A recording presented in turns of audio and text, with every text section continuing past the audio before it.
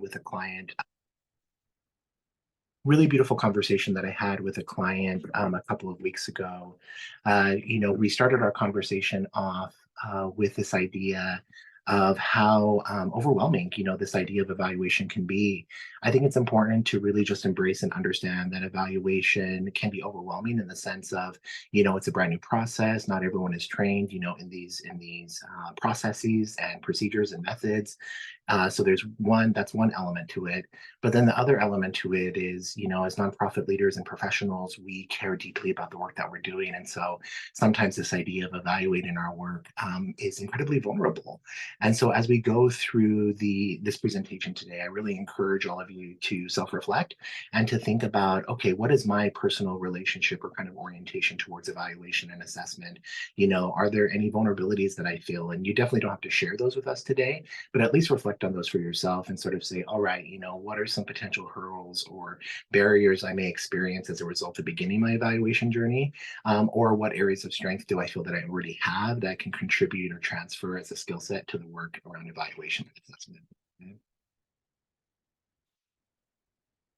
All right, so here are our goals for the workshop. So at the end of the workshop, you'll be able to leave with an understanding of the purposes of evaluation. And throughout, you'll hear me infusing these principles of equity and social justice, which is really important for us at Mockingbird Analytics. Part two, an understanding of how organizations can define their social impact, or essentially how you define the work that you're doing and the effects and impact that it's having on the communities and people that you serve. Part three, guidelines for data collection, reporting, and developing tools for understanding impact. And then goal number four, steps for putting best practices into action. All right, so now let's go ahead and do our introduction. Why is it important for nonprofits to evaluate their programs? So overarchingly, there are two major purposes for evaluation. Part number one is it's reporting to funders, stakeholders, donor, the public, the community that you serve in particular. And part two is to understand best practices and to utilize best practices in the evaluation that comes from, your programs, to define best practices and then to refine your services. And then you'll notice that navy blue circle right there in the middle. And so this interconnected web that we try to do here at Mockingbird Analytics is to understand the process of evaluation. And the process of evaluation is meeting the goals for equity and social justice. As I was looking through the chat, we have individuals here who do crime prevention. I used to work for a state commission on criminal and juvenile justice, and so was a researcher that looked at racial ethnic disparities and gender disparities in the criminal legal system, particularly probation and parole, prisons, etc. I also saw some folks here that it looks like, you work with Two-Spirit, LGBTQI plus human rights. So myself, I'm a Two-Spirit individual, identify as queer. And so even within town governments, municipalities, refugee resettlement services, these are all examples of places and organizations that most certainly, would benefit from elements of equity and social justice. And even if your work doesn't necessarily feel like it fits into those components of equity and social justice, please don't be afraid to think about how we can infuse equity into our work. We understand, hopefully, over time that these issues of inequity or disparities, however we call them, injustices, they're longstanding and they're systemic. And so all of us deserve an opportunity to see our work from this lens of equity and social justice. And really, it's just an added layer of opportunity and thoughtfulness to our evaluation and assessment processes. All right. We encourage folks to think of program planning and evaluation kind of like the scientific method. Oh, and it looks like I'm not sure what's happening with the presentation, but let me go ahead and just kind of share what it's supposed to look like. So if we go to item number one, really the purpose there is to look at it from the perspective of the organization, right? And so when we think about, okay, what is the program? What is the organization? What are we trying to do here? That's our part one. And then we look at the program planning and the evaluation method as, okay, what do we have available in terms of our systems? What are our goals? What are the objectives of the program? Part three is to begin to map sort of those things out, have an understanding, in writing, logically, visually, through modeling, for example, of what's happening in the organization. Then we begin conducting our programming, and that's the perfect place to start collecting data. But really before that, we want an opportunity to understand the data in the first place, right? Or the program and what data we can collect from it. Then we think about the effectiveness, and that's where the true evaluation comes in. We reflect and refine, going back to that concept of best practices, and then we kind of continue the process, over and over again, sort of scientifically. I like the way that we talk about it in our team as a cyclical process, right? Versus a linear process.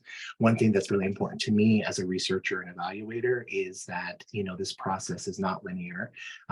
Evaluation is never over, right? And so looking at it from this perspective, of a circle allows us to sort of understand that we're constantly feeding back into the quality of our programs and our systems. And it's also a perpetual process that gives us an opportunity to improve, essentially in perpetuity. And for me, that's not necessarily an overwhelming idea. It's actually a really promising idea, right? Just really wanted to, share that with all of you. As part of this process, it's important to have a plan to evaluate your program's effectiveness before starting so that you can set up to reflect and refine for next time. All right, so now I want to share with you the actual methods that you can use to evaluate your programs. And so I'll definitely kind of like pace myself here a little bit better because this is really important. And I definitely encourage folks to, ask questions here, to take notes and those sorts of things, because there's a wide array of, orientations towards evaluation that you can utilize. I've separated them into two kind of components. Component number one is what you see in the screen in front of you, which is those two big overarching processes for evaluation that most organizations are going to use or need to use. And then the next slide will be some additional components that are very specific to different kinds of organizations that may do different kinds of work. So let's go ahead and talk about the two major methods to evaluation, or the primary methods. First is process evaluation, and this is used to identify best practices. So an example of questions that you can ask yourself as a leader and a nonprofit, professional are the following. Are you implementing your program as you intended? Who are you serving? Where? When? How many people are being impacted by your work? Okay. So once again, are you implementing your program as you intended? Who are you serving? Where? When? And how many people are being impacted by the work? The next primary method of evaluation is outcome evaluation. And this is used to determine goals process for reporting, right? So this is particularly crucial for individuals. You receive grant money, for example, and as part of the grant agreement, you need to report back on how well your program did. That was funded by an external funder. And so outcome evaluation is crucial. Outcome evaluation is also crucial for the annual reporting process. It's crucial for the implementation of new strategic plans, whether you do a new strategic plan every 2 years, 3 years, 5 years, 7 years. My personal recommendation regarding strategic planning is that it should happen minimally, around every 3 years is a really good time frame. So outcome evaluation is also really important to sort of bring data into the strategic planning process for your nonprofit. So outcome evaluation used to determine goals and process for reporting. So some example questions that we can ask ourselves include: how effective is the program? Is it helping you reach the goals that you set in your strategic plan? And then what is the impact of your work, right? And that's really important because all of us, have an investment in ensuring that the work that our nonprofits do is actually making the difference, quote unquote, that it's intended to make within the communities we serve, the organizations that we partner with, and the people directly that we serve. So two primary and overarching methods for evaluation: process evaluation and outcome evaluation. So now let's talk about a few additional ways to approach evaluating your programs and services. So there are three different additional types. We call them formative evaluation, summative evaluation, and impact evaluation. So what's formative evaluation? That's used to understand the effectiveness. And so some example questions include: how could the program be improved? What things might we be missing? And what areas are still unaddressed? And so formative evaluation is used as you're running your program, right? So you're thinking, okay, here's how we designed the program. We've implemented it. Let's take our program and let it run, but let's pause as leaders or for the evaluation process and sort of gather data regarding how things are being implemented. So an example is, let's say you are looking at refugee resettlement services. You started a new resettlement program, in Los Angeles, for example, and so this program has implemented some new best practices around resettlement, has increased case management, has increased, fiscal supports, outside of maybe that traditional kind of 6 to 9 month time frame. And so you're working with these individuals, and you're like, here we've implemented some of these things. So as the program is running, you don't pause the program, but you pause your kind of relationship to it, and you begin to gather data and sort of say, all right, what's happening here? And then that gives you that formative evaluation as things are actually panning out. Summative evaluation is really specific to teaching and learning. So for any organizations that provide workshops, presentations, training, professional development, if you work with youth and there are specific learning outcomes, for example, you're working with youth and maybe you do pathways programs to college or higher education. And so there are elements around, understanding careers in healthcare, or understanding careers, that need bachelor's or master's or doctoral level degrees. If there's any learning, teaching and learning component to the work that you do, then summative evaluation is probably really going to be something that's going to help you quite a bit. And so under summative evaluation, that's where we ask questions such as, did the program achieve the intended goals? Usually these are learning goals. What about intended learning outcomes that are in addition to those goals? And then what was learned? And so this is where we ask our participants, let's say we're training community members on, pronoun practice, right? And allyship skills for the LGBTQ plus community. And so what was learned? So summative evaluation is very specific to teaching and learning sort of elements. So if your organization does those things, then summative evaluation is going to be great for you. And then impact evaluation is a little bit more specific than the first two kind of evaluation methods I shared earlier. And this is the specific outcomes that are directly connected to your program. And so the questions that we ask ourselves here are, what outcomes can be directly attributed to the program? What were the intended outcomes? And then what were the unintended outcomes? So perhaps, the intended outcomes were X number of individuals were to participate in our program and learn these skills, right? And you've listed those. But then maybe you realize that as a result of just the dynamic of the cohort or the specific group of people you were working with, maybe you also had some unintended outcomes and they learned additional skills. Unintended outcomes aren't necessarily a bad thing. They can be actually a really good thing. And so by assessing whether or not you've achieved both the intended outcomes, and if you assess if there's other outcomes that were unintended, that actually can be a really helpful, source of data and information to improve your programs. Or, I like the assessment of unintended outcomes because that usually tells me as a leader running programs that maybe there's areas we're missing that are actually expanding upon the needs of our community. So let's spend some time taking a look at that. Right? All right, so now let's go ahead and transition into evaluating the social impact of our organizations. And there are 6 common categories that we'll discuss along with some sample outcomes. So because this presentation is sort of intended to be more introductory, I'm going to go through each of them and provide one example. However, this is being recorded. And if you see some of the other examples on the slides that resonate with you, I encourage you to take notes. But basically, there are 6 overarching, common categories. And so I want to make sure that everyone kind of knows what they are, and we'll go through some examples. But then if you do have questions at the end, I'll be happy to answer those for all of you. So let's get started on the 6 common categories. So before we do that, let's agree to some key terms. So when we talk about outputs, these are the measurements that define how often your services are delivered and to whom. Your organization has control over these numbers. Okay, so whenever we use the term output, that's what we mean. When we use the term outcomes, we're talking about the measurable achievements that your organization accomplishes due to the efforts of your services. Usually this information is quantitative, but not necessarily always. And by quantitative, we mean the numbers. But watch out for any confusing correlation versus causation, okay? And so oftentimes for new evaluators and new program leaders who are embarking on their journey of assessment, it's this idea of like, okay, here's the outcome that we had.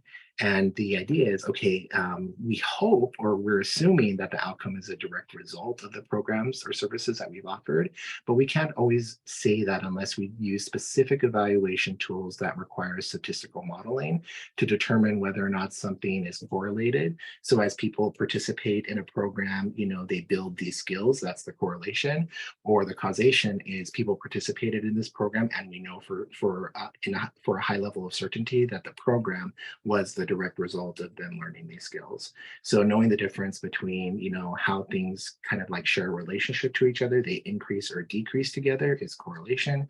And then causation is this program actually did, with the certain level of confidence create the outcomes that we intended for it to create. When we use the terms data, database, and data analysis, we're talking about the following. Data are discrete units of information, usually numbers. Database is any tool that you use to collect and input data for later use. Data analysis is what you do with the data to make sense of its meaning, okay? And then I also like to add this terminology around effects and affects, okay? So effect and affect. These are thoughtful descriptions of the ways programs enrich or enhance human experience as a result of a program, typically seen through words and phrases or what we call qualitative, information or qualitative data. And so oftentimes when we work with outside funders, they'll use the term impact, and depending on the funder or the organization that you're working with, for impact, they may actually be looking for those, what we, sort of call traditional like hard numbers, right? But it's important for us as nonprofit leaders to understand that those numbers are just as equally as important as the ways in which our programs enrich and enhance the human experience. And so this is where issues of equity and social justice really play in nicely with evaluation frameworks, because almost every single nonprofit leader that I've ever interacted with, they obviously do evaluation. They have those quote unquote hard numbers that they needed to deliver to community members, to funders, and et cetera. And they're very, very important. And I have, in my experience, I can't recollect, at least in this particular moment, any nonprofit leader who valued those numbers more than how they value the actual enrichment that their programs and services offer to the communities that they work with, right? And so I like to add these ideas of effect and affect, because it is those thoughtful and rich descriptions of the human experiences that are happening as a result of your programs or in connection to your programs. And so don't hesitate to include that in your evaluation plan, because those stories often are what allow you to get more funding. So something to keep in mind. All right, so now let's jump into the 6 areas that are often evaluated. First, we have knowledge and awareness. Second, dialogue and discourse. Third, attitudes and motivations. Fourth, capacity. Fifth, behaviors and actions. And then sixth, conditions, systems, and policies. So let's go ahead and jump into what we mean by measuring or evaluating knowledge and awareness. So this is essentially measuring what people know. So when we think about this, it's about consciousness, education, comprehension, or a civic social issue or an opportunity, okay? And so here's an example. The local community, including public schools, has a greater understanding of the things affecting college enrollment and attainment for youth of color. And so when we measure knowledge and awareness, it does go back to, okay, maybe part of the mission and vision of our organization is to increase the awareness of our specific issue, because we understand that if people are more knowledgeable and aware of the work that we do and specifically why we do it, then that's an important thing to measure, is increases or changes in consciousness, education, or comprehension of our work. And so there's an example. Another example is people are more informed about the Caribbean diaspora and the local actions that can be taken to make communities more equitable and inclusive. If we go to the example of an organization that provides refugee resettlement services, then an example knowledge and awareness outcome would be the local organizations that partner with us have an increased awareness of refugees who are coming from countries, for example, like Iran or Iraq, where they didn't have, that knowledge or that information before, or maybe they have greater information or knowledge or conscientiousness around asylum seekers specifically, right? That's not necessarily refugee; it's a different category, but kind of similar experience in terms of immigration, migration, and etc. So those are some examples. Knowledge and awareness is measuring what people know. So dialogue and discourse is measuring how people communicate. So people with differing point of views or differing viewpoints working toward common understanding in an open-ended face-to-face environment. So an example would be board members and staff collaborate to resolve priorities of the organization to better align with the needs of the community. And this is really common in nonprofits. Sometimes the board of directors, may, through a result of their own policies and procedures, become a little bit too detached from what the organization is doing. And so it's important from time to time to bring boards of directors and staff together to have thoughtful conversations about the organization. Maybe that happens during the strategic planning process. But once again, the purpose of that is to engage in dialogue and discourse and to think about how people are communicating. So there's opportunities to sort of evaluate, the differing viewpoints that people have and how they work together to develop a common understanding. Another kind of area is the expression and the reporting of the information, commentary, viewpoints, experiences, for example, human experiences, and utilizing a wide range, maybe of social media or other avenues, to communicate or dialogue around the issues that are important to your organization. So an example outcome would be families who participate in the program share their experiences with immigration and issues of documentation via local media and social media platforms. So dialogue and discourse is measuring how people communicate. So now let's talk about attitudes and motivations. So this is where we measure what people think and feel. So here are a few examples. We can measure the ideals, morals, principles, and ethics that guide people and groups and their choices and actions. So an example outcome would be youth view themselves as powerful voices for social change. Another example is desires, hopes, or vision that suggests possibility or direction for civic or social change. An example outcome would be women leaders gain a sense of optimism about the future through mentoring and other leadership pathways supports. A third one, we can measure the need, desire, enthusiasm, inspiration, stimulation, or impetus that causes a person to take action. So an example outcome would be nonprofit leaders working to reform the criminal legal system, stay engaged in the work despite drastic changes in state and federal law and legislation. And so I want to provide you with these examples because measuring people's attitudes and motivations or the way that people think and feel is really important for an organization because when we measure these things, or even if we just want to know a little bit more about them because we're curious, gives us as leaders and nonprofit professionals a better understanding of why people do what they do, right? And especially for any organization that does really difficult work, for example, those of you who are in the criminal legal system, refugee resettlement, et cetera, working with, Two-Spirit, LGBTQ plus, communities, and et cetera, this is very difficult work. And so assessing that last one, what is the impetus, that causes a person to want to take action can be really, really helpful to understand how we can better support, organizations and communities and better support our teams in doing the work more effectively and doing the work in the long run. Understanding motivations and attitudes is also really important from my perspective for the prevention of burnout. Because if we understand what truly motivates people to do the work, we can give them the resources that they need to be motivated, right? And utilizing data to do that is a really wonderful opportunity. So we also have the opportunity to measure capacity. And this is talking about the know-how and the resources. So a couple of things to consider. When we measure capacity, we might be talking about social capital, or in other words, the benefits that result from networks, connections, and relationships.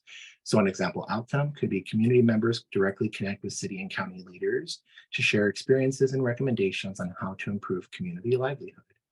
We can also measure skills, or in other words, new and better ways of working to make change, such as the ability to use knowledge or collaborate with stakeholders.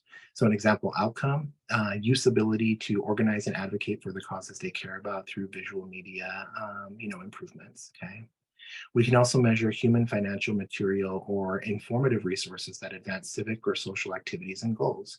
So an example outcome would be community health workers learn how to access additional grant funding for community health education programs.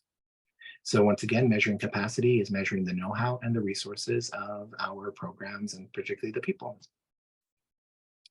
So now let's talk about behaviors and actions. And this is what we do when we want to measure what people do, okay? So we can measure enhanced positive behavior in relationship to others in society, such as trust, quality of relationships, acceptance, collaboration, uh, helping behaviors, conservation, reduce negative behaviors such as aggression or violence. Harm reduction programs, for example, come into mind in these types of things when we're looking at measuring behavior. So an example outcome would be the creation of welcoming and respectful interactions toward first generation immigrants. We can also think about this in terms of engagement or involvement in public processes. So an example outcome would be youth and adults work together to develop, produce, and exhibit an art showcase on important local issues. So now let's go ahead and talk about when we measure conditions, systems, and policies. And this is really the change that is like lasting, the longitudinal change, right? That so many of us are really attuned to and value and consider to be really important. So what about policies and legislation? So we can measure how laws, practices, and resolutions are created to guide and determine decisions or actions. So an example outcome would be legislation introduced and signed into law that offers resources to undocumented students, okay?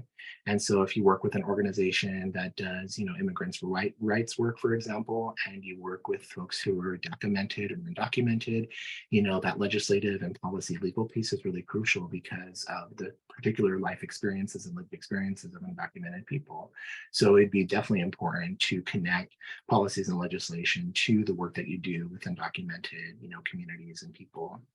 We can also measure conditions. And so these are the existing social, civic, political, economic, and physical circumstances. So an example outcome would be migrant laborers report increases in pay and benefits and better working conditions, okay?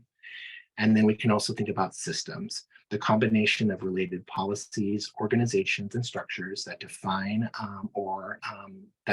or affects how things work. And so an example outcome would be participants notice a change in the landscape of opportunities for careers and leadership in STEM. All right, so now let's go ahead and transition into understanding the actual data collection process. And so here we ask ourselves, what kind of data should we be collecting and what should we do with it?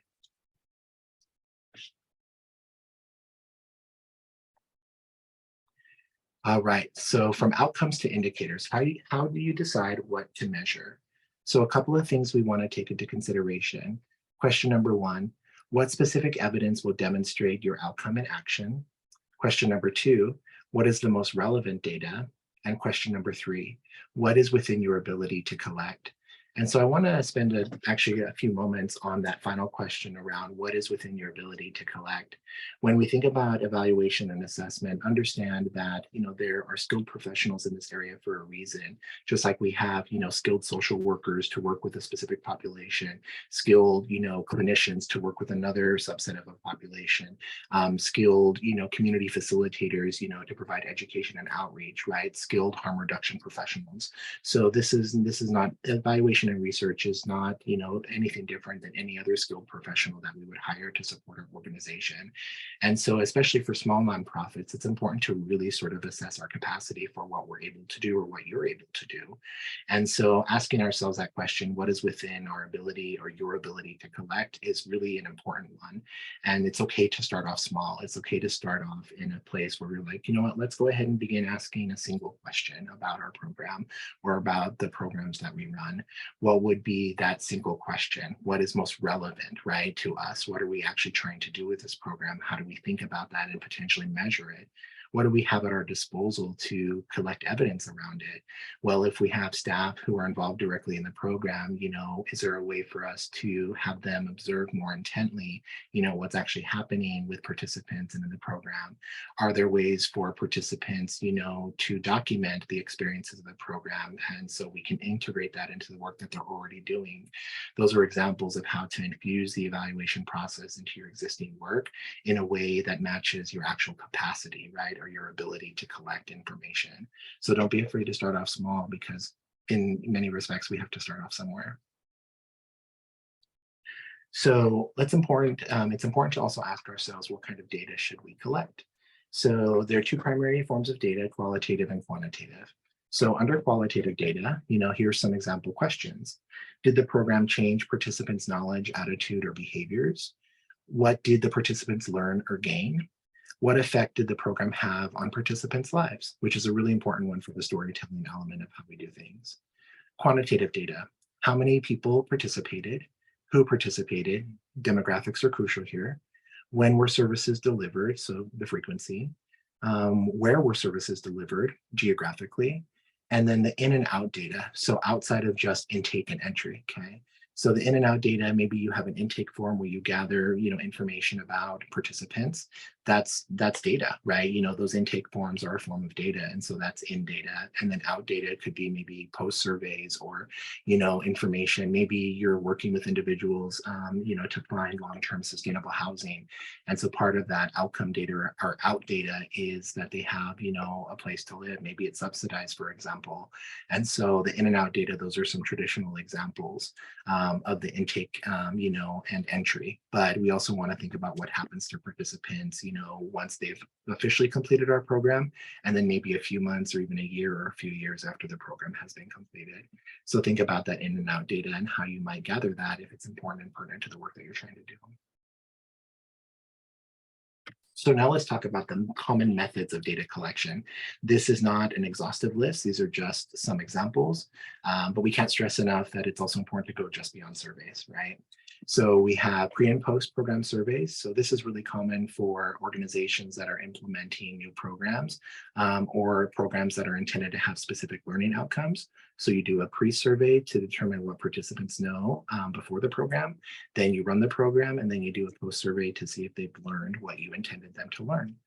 Focus groups are also really important. Focus groups are an opportunity for organizations to bring diverse people together to share thoughts, experiences, opinions, and ideas around the work that is happening in the program or the issues that you're trying to address. One thing to keep in mind with focus groups is you have that group think mentality. So sometimes in focus groups, you might notice that people are starting to think in all the same way. And so you want to make sure you have a skilled facilitator who can remind people that it's okay to have different thoughts and different opinions about things, just so that you don't end up having kind of like a monolithic data set. So when facilitating focus groups, just kind of keep those things in mind. Interviews are also really, really important. This is where the power of narrative and storytelling really comes into play. And so if your organization has the capacity to do interviews, these are really, really wonderful data collection tools. It's important that individuals are well trained to do interviews because there are dozens of different types of interview models out there. For me specifically, one of my favorite models to use is relationally focused interviewing. And so the purpose of relationally focused interviewing is where you have a few structured questions that are just intended to get their conversation going, build rapport and trust with the person that is being interviewed, such as a program participant. And then through that process, you sort of use your internal knowledge about the work that you're doing to then ask follow-up questions that get at the depth of what people are experiencing or thinking or learning from what they're doing with your organization. There's also structured interviews where you ask the same questions over and over again, which are really great for people who are starting out with interviews and maybe haven't done them before, because then you have a very standardized rubric to work from. So those are some examples. Program observations are really important, and here's an opportunity where you can create a protocol where you're observing for specific behaviors or specific types of things that are happening within the program. Narratives are also another important thing. So the narratives can come from participants, maybe in the form of writing, for example, if that's a component to your program. But narratives can also come from the way that other people talk about the work that you're doing, and you can gather all those narratives to sort of get a sense of how the community or the media is responding to the work that you're doing doing if you have those available to you. You also have document and record analysis, and so those are secondary sources. And then institutional data is the primary sources. So I like to tell clients, when we look at institutional data, anything that you gather in a form for some reason or another is is your primary example of an institutional data set, right? So these are all methods of data collection or data examples that are out there that every nonprofit professional should be aware of. So now let's go a little bit further and talk about adaptations that we might want to make to specifically address, what we're trying to do in our programs and in our nonprofit. So I'll only talk about a few here that are particularly kind of valuable to me. So let's go ahead and go to this other side of the screen where we talk about photo voice. So photo voice is a really beautiful method that organizations can use. And this is where, historically you would give people like disposable cameras or something, and you can actually still do that if you wanted to, but it's very expensive, to develop the photos. I've seen some organizations do that when they work with older populations, because the older populations and elders, are much more comfortable with kind of that type of technology versus like a smartphone. So I've seen organizations do that. But now, with the power of smartphones and tablets and et cetera, photo voice is a method where you can give, people the power to take photos of their experiences and get a sense of, what their lives are like. Or, if one of the program outcomes is for them to gain career exploration opportunities or to meet with, community leaders, then they can document the work that they're doing out in the community through photos. And these are, a really beautiful way to kind of gather information from participants that's really empowering. It also promotes equity and social justice, because instead of imposing a set of beliefs on the participants, you allow participants the creative agency to determine on their own what they value from the work that your organization is doing and the programs that they're participating in. So another example, a few other examples towards the bottom, significant change stories. So if you know that there's a subset or of community members or a community member in particular that has gone through substantial change as a result of going through your program, then you most certainly want to interview them and get a sense of, what was it like for them, what contributed to their success, how do they feel now versus at the beginning of the program, how did the program actually help them, who are the people that were most instrumental in supporting them, those sorts of things. And then you can also just kind of gather general data regarding well-being. It's a really important, I think, for nonprofits, especially now, as a result of the COVID-19 pandemic. Well-being and mental health are crucial for practically everyone, in our society. There have been substantial, recorded changes regarding mental health across, the board. And as a result of that, it's really important for nonprofits maybe to think a little bit more openly about their evaluation opportunities and think if there's ways to measure people's well-being, because not necessarily that you change your programming to address well-being if that's not a central component already, but it at least gives you a chance maybe to provide people with resources or opportunities to feel safe, to feel connected, for example. So well-being and measuring that is also really important and something to consider. So just really quickly, other types of data can include donor data, financial data, don't forget the return on investment kind of thing. So ROI research is also its own kind of specific methodology. And so you can measure the return on investment, and there's particular methods that go around that. So that's something that's very of interest to your organization. Then that's something that you'd want to request from a researcher and evaluator, is we'd like to measure ROI. You can look at staff and productivity data. And then, of course, whenever in doubt, go back to the 5 W's: who, what, where, when, and why. So a couple of practices for collecting data. Make sure that the goal of your survey is very clear. So for example, if you want to measure how a program is developing skills, then your question should be about skills, right? If you're interested in learning about whether your program is creating a greater sense of safety for community members, then you're going to be asking questions about safety, right? And the list goes on. Use as many closed-ended questions as possible. Basically what that means is, it can mean questions that result in a yes or no, and be prudent with those, because too many yes or no questions isn't going to give you, reliable information that's useful. A few of them here and there can be definitely important, when we're really measuring something in a binary kind of way.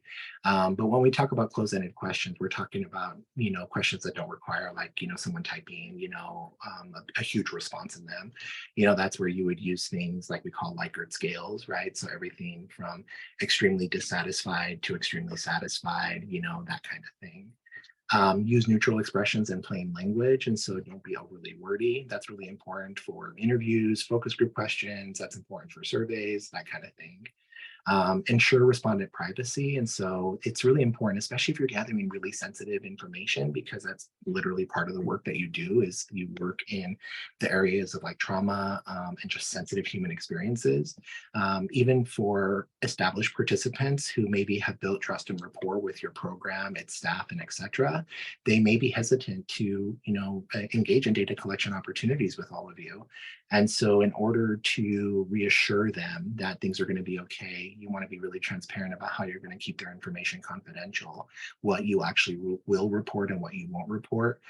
Those are elements of trauma-informed kind of evaluation, which we at Mockingbird, are developing presentations and opportunities around them all the time, or have started to, and will be doing that in the future. But if you're interested in looking at how to work with structurally vulnerable populations who've experienced trauma, then one component of that, just kind of tidbit, is the principles of agency and transparency.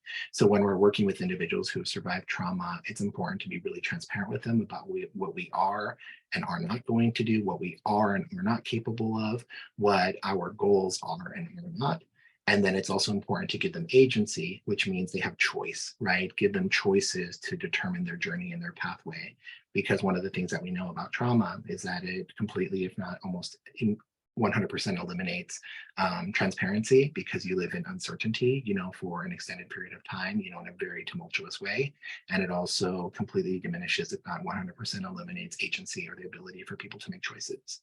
So privacy, there's a tidbit regarding trauma-informed approaches to this work as well. Consent is also part of that, so keep that in mind. Keep your data collection reasonable in length. So if you have a survey, depending on the type of work that you're trying to evaluate, you want to have a survey that maybe will take people, 15, 20 minutes to complete. Anything above that can be really difficult for folks to take the time to do unless you incentivize it. But keep your data collection, reasonable. And then I just mentioned it, consider offering incentives for people to participate, because that increases participation numbers as well. All right, so now I want to spend some time particularly talking about collecting data from minoritized groups. So quick introduction to the term minoritized. So I like to use the term minoritized in my work because it's much more specific than using the term like ethnic minority or minority. For those of us, any of us here who may do like more global work, we understand that, people of color, for example, are not the global minority. We're actually the global majority. And so that term minority, has been outdated forever, if not from its very inception. And so I utilize the term minoritized because it's a word that describes the ways that institutions, systems, and history has treated people of color or other minoritized groups, such as Two-Spirit, LGBTQ plus folks. And so with that being said, I like the term minoritized because the emphasis is on the institutional harm and not on the individual. So quick, just kind of introduction to that term. So here's a couple of things that we want to take into consideration. So part number one, this is what we call use appreciative inquiry. So you want to discover the strengths of the people that you're working with and what is working well for them, both in the program and maybe in other parts of their life.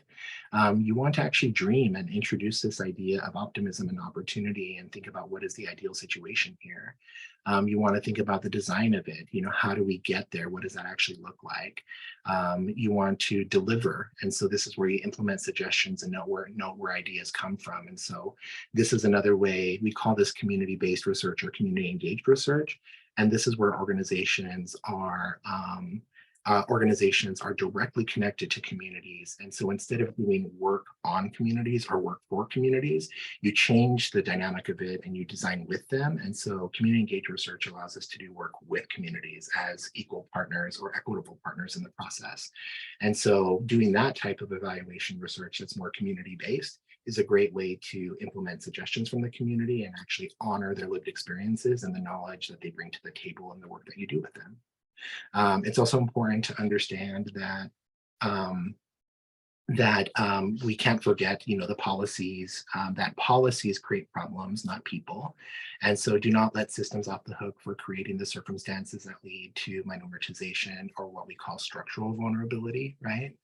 And then let's also really consider consent practices. And so what I mean there is consent practices are about avoiding deficit-based language. So oftentimes in nonprofit work, people will see a need in the community, and then all of a sudden, the people that they serve are only defined by their needs, right? And we want to avoid that because people are not simply needy, right? That doesn't actually exist. Even people who are going through incredibly tumultuous or traumatic situations, they're not just their needs. All of us are complex human beings. We have assets, strengths, and skills. Even if we are going through something incredibly traumatic, we still potentially even have resilience, right? So avoid deficit-based language or language that focuses too much on needs. Allow storytellers or participants to edit content and to review it. Push back on this idea of required storytelling. It's important that people have consent in their story. And in my experience in working with nonprofits, I've never had an organization that can't find at least one person who's enthusiastic about the work that they're doing and is willing to share their story. So don't make it required, just allow the relationship to build trust. Allow relationships to be a form of trust, and people will share their stories naturally as a result of that. You want to address institutional reasons. And so, for example, if a program isn't meeting its intended outcomes, it's important that we don't blame the participants for not learning what we were hoping that they would learn. We actually need to be reflective as an organization and instead ask ourselves, is there parts of what we're doing that are not in alignment with what the community needs, and most importantly, not in alignment with their history, their culture, their identity, and etc. And then include connections or corrections to the language and the narratives of reporting. And so as we learn, all the different types of language around how to do social justice or equity-based kind of evaluations, don't hesitate to correct that language as you report it, to stakeholders, teach your stakeholders new ways of communicating about these things. You never require it for them. A really great example is in the work that I do with African American and Black communities. Whenever I work with those communities, I always double the term. I always say African American and Black communities, because in my work, I've noticed that there can be a tendency for older African American and Black individuals to prefer the term African American, right? And so that is something that they're very attached to and is really important in how they describe their identity. In my work with younger African American and Black folks, I see a tendency for younger folks to use the term Black. And there is a cultural and a political and a historical element to it that's really crucial to the identity and the way that a person sort of understands who they are in relationship to the world around them. And so when we talk about correcting language isn't there's one language form that's better than the other. It's correcting language to match the people that we actually work with, right? And so when we share those stories out, it's okay for us to teach people new language that mirrors the experiences and identities of our community members.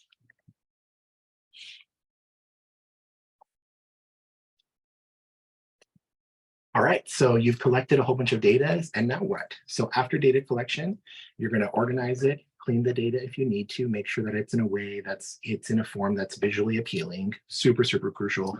That's something that is so important to me.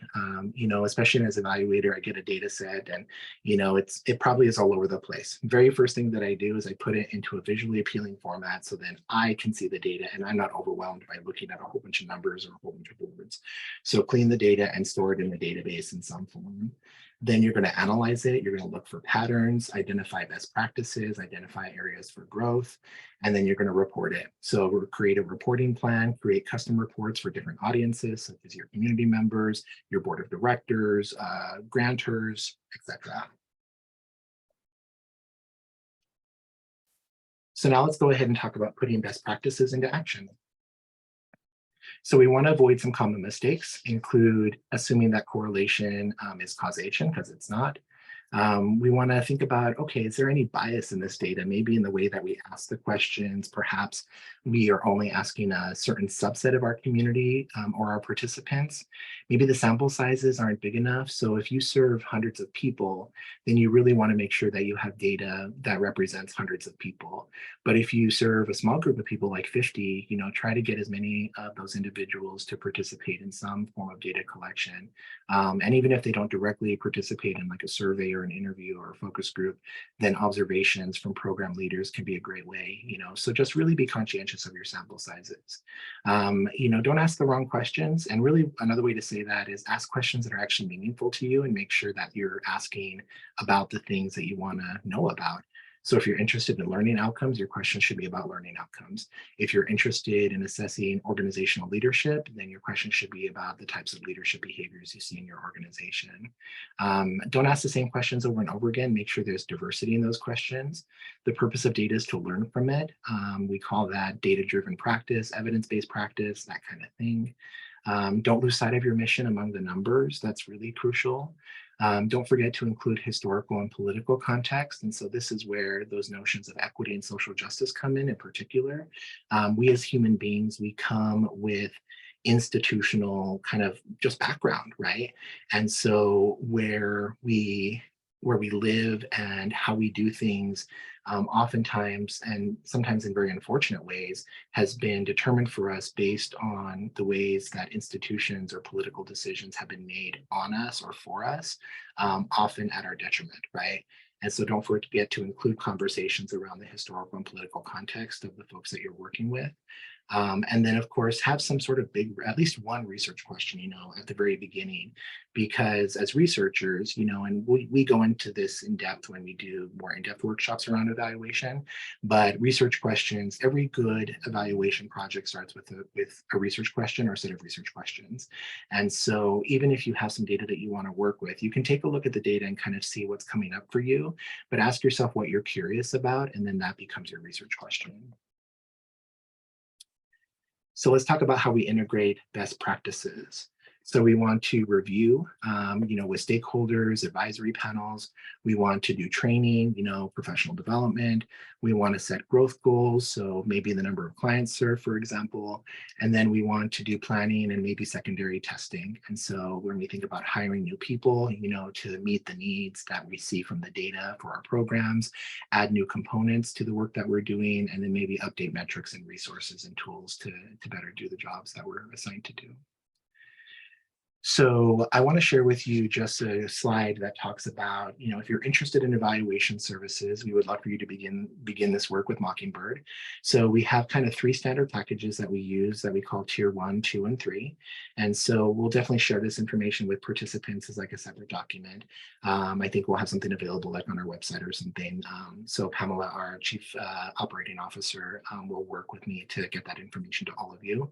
But Tier 1 is 30 hours. And so this is where we review existing organizational data. We provide some recommendations and guidance, for an organizational evaluation plan. And then we'll provide 2 opportunities for professional development to enhance your organization's evaluation skills. And then Tier 2 includes everything from Tier 1, and we go more in depth to actually, create and refine an evaluation plan, evaluate at least one program with initial findings. Tier 3 includes everything in Tiers 1 and 2, and then we up the ante a little bit and talk about collaboration with the organization to gather primary data for the evaluation. And then we develop an organizational strategic plan for the evaluation, so you have that moving forward, okay? So just wanted to give you a quick introduction into some of the services that we offer regarding evaluation.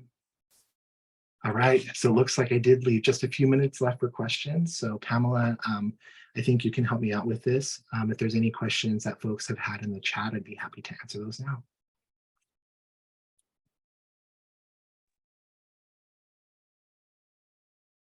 I also just wanted to say hi to everybody. I've been listening along the whole time, and Joel did a wonderful job. But yeah, if you have any questions for us, we're here for the next couple minutes. Drop them in the chat. We would love to just hear more about your work and how we can help you.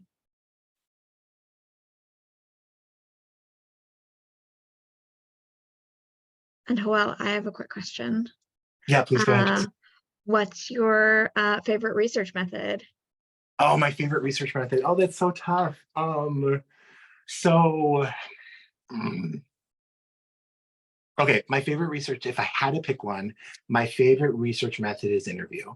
And the reason I love interview is because, so I'm an introverted person, and for people who only interact with me in professional environments, most folks would never get that, but I'm super introverted. What I love about interview is that I have a structure which allows me to be just more like human. Like I just get really excited about learning from a person and hearing their story. So interview is my favorite because, and especially because I use that relationally focused interviewing approach. I love just being able to say, oh my gosh, just a few moments ago, I heard you talk about this. I'd like to ask you a follow-up question. What was that like for you? Tell me a little bit more about that. So I think above everything, interview is my favorite because you get to know people like in a really just Yeah. beautiful way. Yeah. Yeah. I mean, I think that's for me the biggest takeaway is we've been stuck in this very like cold numbers data driven place, and we're kind of as a sector emerging from that into this much more sort of warm, human centered place that like acknowledges people's sort of like dignity and value in this process. And I think that's a really beautiful takeaway from today. Yeah. Thank you. We have a question from Anne, who is asking, how do we apply these to an arts organization? And it's funny you asked that Yeah. because we have a version of this purely for arts organizations. But well, you want to speak to that? Yeah, no. So basically, to kind of give you some context around that, the way that we transition these into an arts organization, I think it initially is twofold. Number one, we look at how arts organizations are achieving the mission around, creativity and innovation and the introduction of artistic experiences into the community or population that you're working with. And so when we look at evaluation measures, there's a lot more breadth of work that we can do with arts organizations that allow us to not always just rely on like those traditional methods that Jessica mentioned a few moments ago. And I think a second part to that is arts organizations also, it's really important that evaluation in arts organizations is directly tied to understanding human behavior and experience. And so I think an evaluation plan for arts organizations would emphasize what is the effect on the human experience and human identity. And so that makes it particular to arts organizations, but also really fun because you get to see the connection between the art and the human identity and experience. Yeah. We have another question from Godwin about how do you carry out a post-project evaluation? Yeah. This is So that's interesting. Yeah, so typically, sort of like the best practice around those sorts of things is to do some pre and post, right? Because then you have data before you implemented the program and then you have post data. But if you started a program and you haven't evaluated it and you're only doing post program data, then you want to make sure that you do what we call triangulation of data. And so that's where you have three methods, and they could be a survey, a focus group, an interview. They could be survey, interview, photo voice. They could be, whatever it is, some of the methods that we talked about today. And the reason that you want to triangulate your data is because you want to get really robust information about the program from at least three different methods or three different perspectives. It'll be hard to determine correlation and causation, if you're only doing a post, evaluation, but it doesn't mean that you can't gather really useful information if you're only doing post. But keep in mind the triangulation approach, three different methods so that you have really robust data to talk about what your outcomes of the program actually were. Okay, one last question from Ada. How to approach a multi-year evaluation of a program? Where is best to start? Where's what? Where is best to start? Absolutely. So let's go ahead and say we're doing like 3 years of evaluation, okay?